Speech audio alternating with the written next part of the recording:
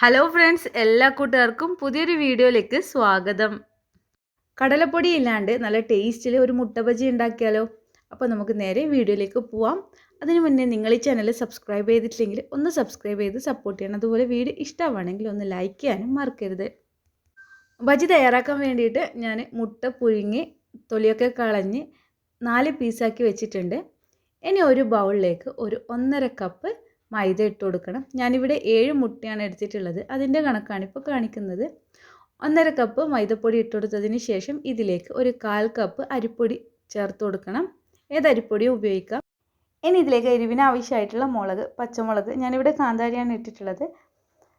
കുറച്ച് കറിവേപ്പില, ആവശ്യത്തിനുള്ള ഉപ്പ്, 1 ടീസ്പൂൺ വെളുത്തുള്ളി ഇഞ്ചി പേസ്റ്റ്, 1 ടീസ്പൂൺ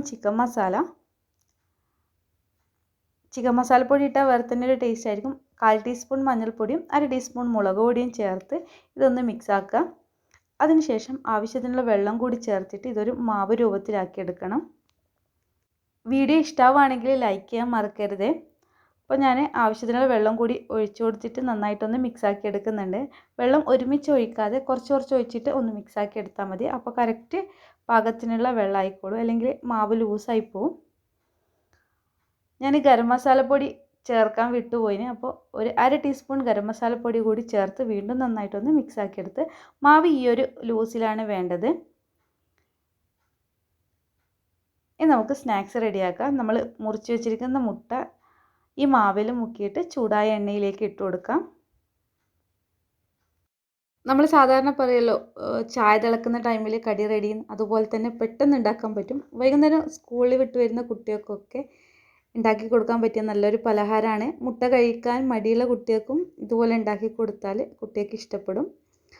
കുട്ടികൾക്ക് നല്ല എരിവുള്ള പലഹാരങ്ങളൊക്കെ ആയിരിക്കുമല്ലോ എപ്പോഴും ഇഷ്ടമുണ്ടാവുക. അപ്പോൾ നിങ്ങൾ ഇതുപോലെ ഒന്ന് ട്രൈ ചെയ്ത് നോക്കണം. ഇനി ഇതൊരു വശം പൊരിഞ്ഞതിന് ശേഷം ഇതൊന്ന് തിരിച്ചിട്ട് കൊടുക്കുക. അങ്ങനെ തിരിച്ചും മറിച്ചൊക്കെ ഇട്ടിട്ട് നന്നായിട്ട് പൊരിച്ചെടുക്കാം. ഈ വീഡിയോ ഇഷ്ടമാവുകയാണെങ്കിൽ ലൈക്ക് ചെയ്യാൻ മറക്കരുത്. അപ്പോൾ ഇത് എല്ലാ വശവും നന്നായിട്ട് പൊരിഞ്ഞ് വന്നിട്ടുണ്ട്.